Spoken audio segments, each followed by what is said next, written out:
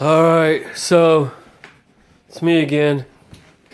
Just sitting here watching News Channel 5. Alright, they're saying 6 to 8 inches, see? 6 to 8. So, if we get 6 to 8 inches of snow, I don't know what we're going to do, but it's the Great Blizzard Part 2 of 2016.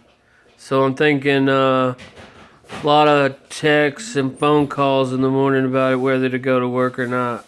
So, if y'all could just hold your britches and your fingers, the boss will let you know. As of now, I'll see your ass at work. Peace.